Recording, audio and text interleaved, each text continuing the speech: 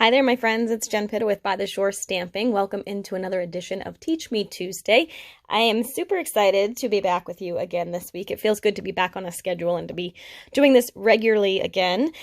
So today I actually wanted to kind of share a technique I use often when I haven't been crafting a lot. So I kind of get out of my mojo mode, so I case the catalog. And sometimes it's a complete direct case, kind of like today, and other times I'll just use it as inspiration. But I wanted to show you, so I bought this bundle probably a few months ago, and I think I've used it once, and I just love these flowers. They're so pretty. And then there's the die cuts that match, so you don't have to fussy cut those flowers. You can die cut them, and then it's got some edging, and I love these. I didn't notice these were in there until I went to do this card today. I'm always looking for cute little flowers to accent cards because I just love that look. And we used to have a little punch that did it.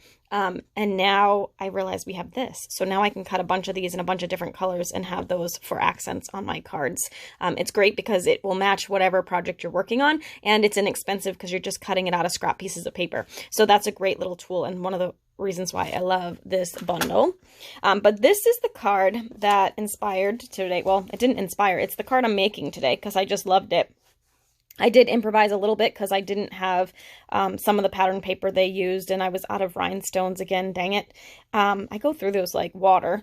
But I just loved this card. I thought it was really pretty and something really nice for a special occasion, or if, you know, I'm just wanting to let somebody know that I'm thinking of them. It's a little bit more involved because of the coloring, but I think it will be a little bit more impactful when you send it as well. And then if you go to, so this is the beginning of the annual catalog for Stampin' Up, and it has all of the bundles that are available. So if you go to page 131, where it says this product is actually listed, you can see even more beautiful samples with this set. So it's really super gorgeous. And of course, if you buy the bundles together, I mean the stamp set and the dies together, you get the 10% off for this year. Because remember, that's only for the first year that a stamp set is available, or the bundle is available. They'll do it as a 10% off. So if you like anything in this catalog that's bundled right now or in the holiday catalog, you want to get that now because it will be 10% off just for this first initial introduction of that product. And then if it carries over to another catalog, it will no longer be in a bundle price, just FYI.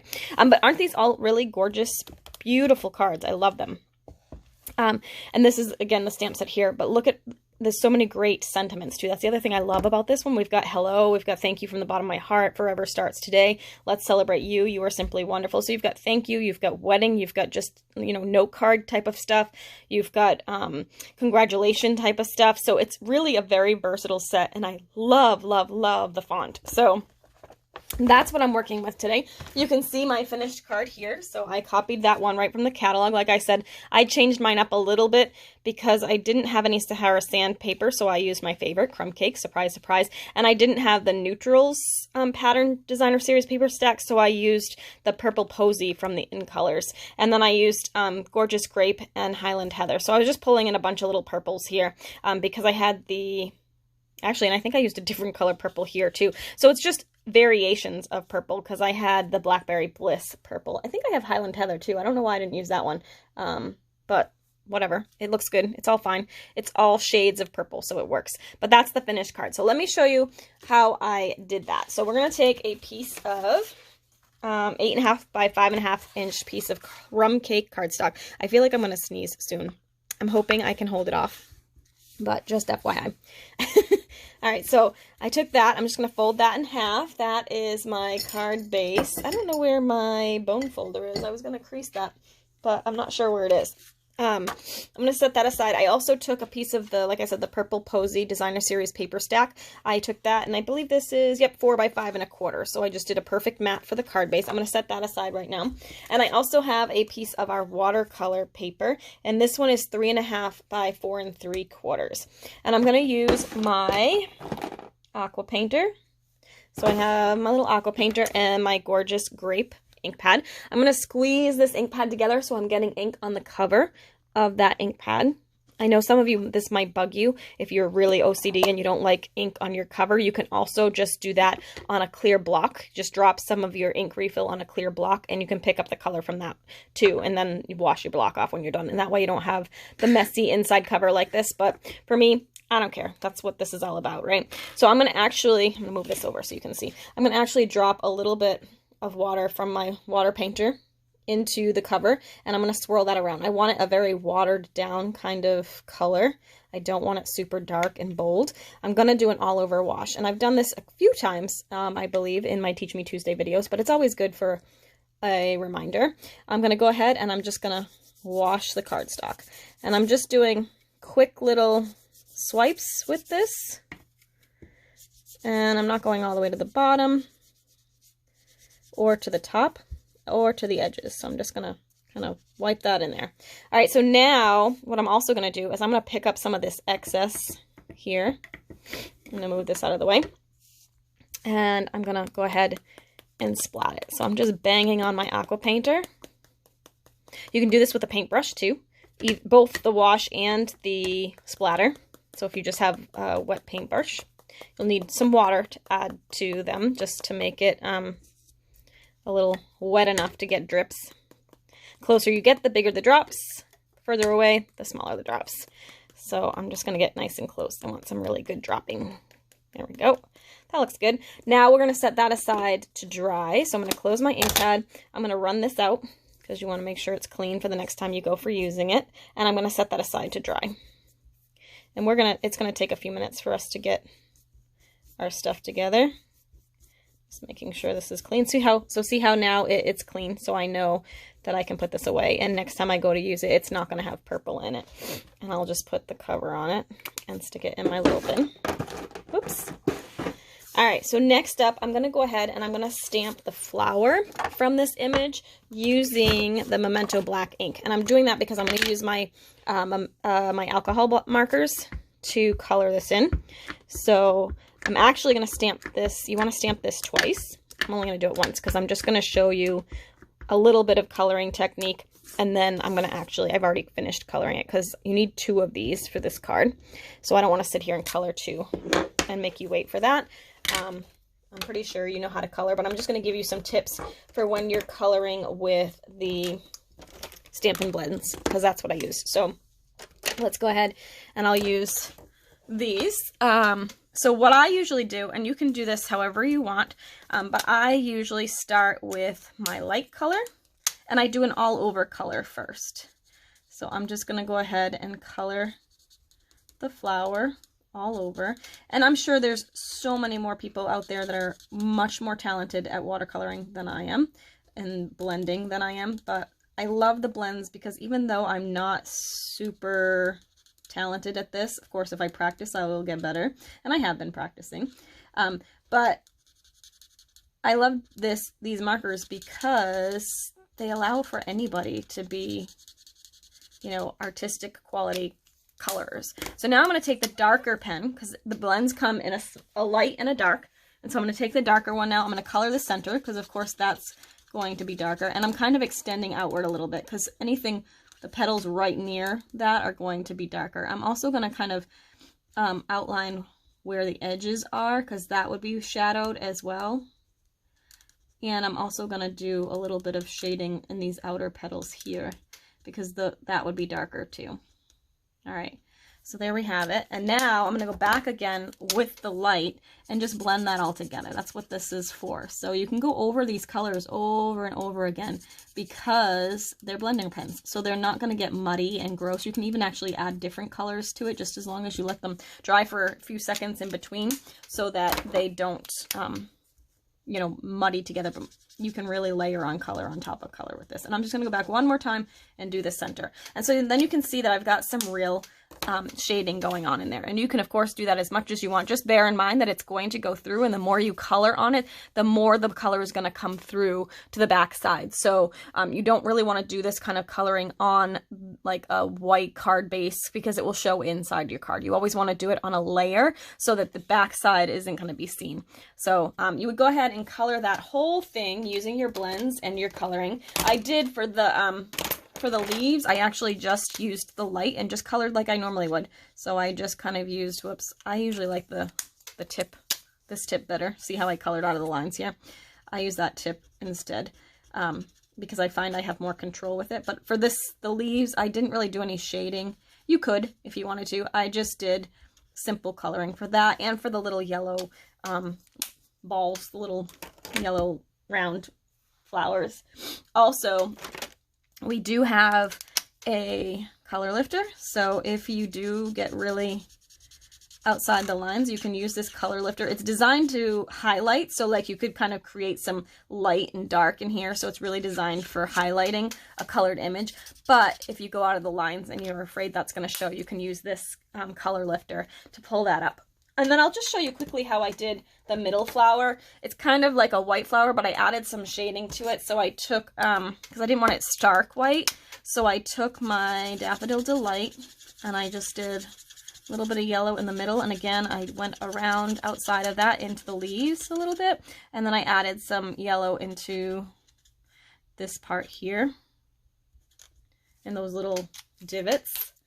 And then I actually used the color lifter to blend that out a little bit so it wasn't quite a stark line on those. So it wasn't just such a clear, defining line. I wanted it to blend a little bit more. So I'm blending them outwards so you can't really see where the yellow begins and ends as much. And I'm going to do the same here. Just blend that out so you can't really see.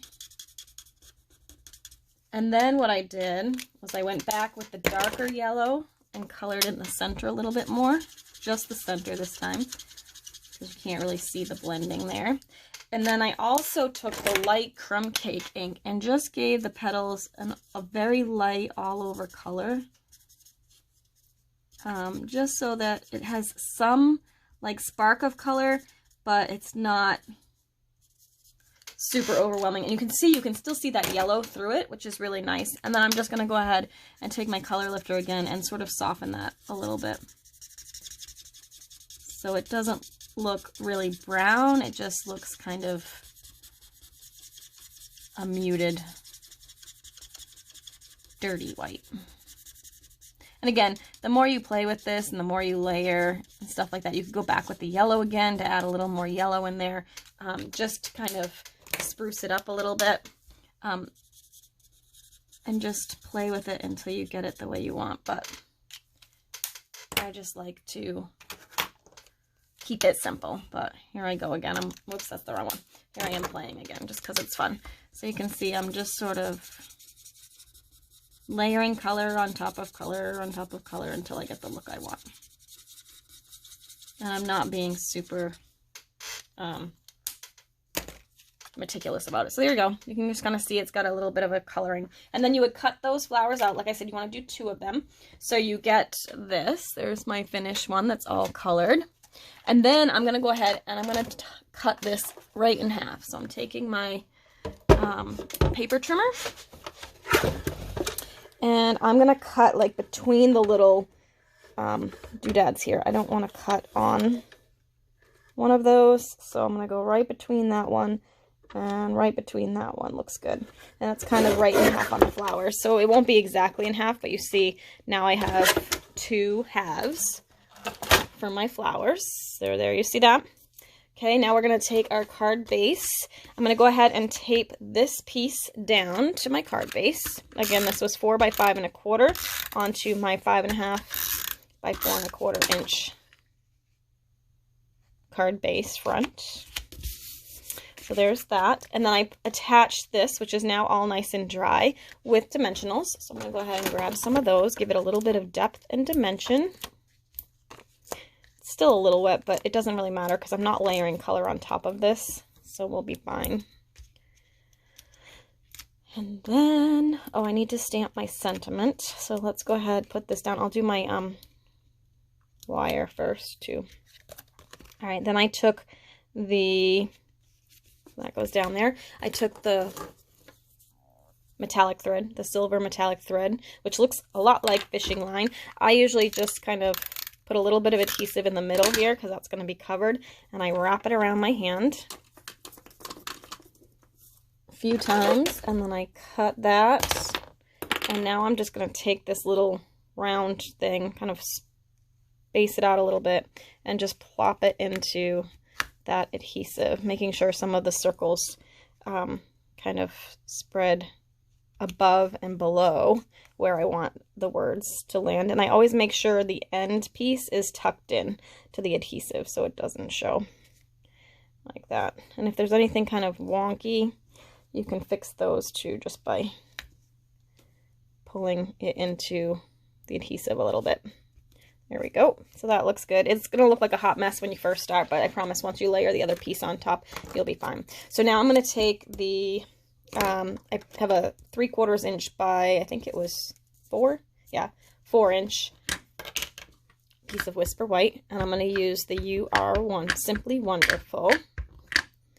And I'm going to go ahead and it just fits on there, so I'm going to line that up on there. You could cut it bigger and then trim it down with your trimmer afterwards if you want, but because they're photopolymer and you can see right through them, it's fairly easy to do that. I'm going to take my scissors and I'm going to cut banner ends in these. I actually didn't really do it centered, so I'm going to trim a little bit off on that. And I'm going to slit in the middle, corner to center, and then corner to center. And I'll do the same thing on this side, slit in the middle, and then corner to center, corner to center. Okay, so there we have that. Now, what I did was I took my 2 flowers and I just put a little bit of adhesive. Actually, I lied. I didn't do it on the flowers. I did it on here. I took a little bit of adhesive on both sides here.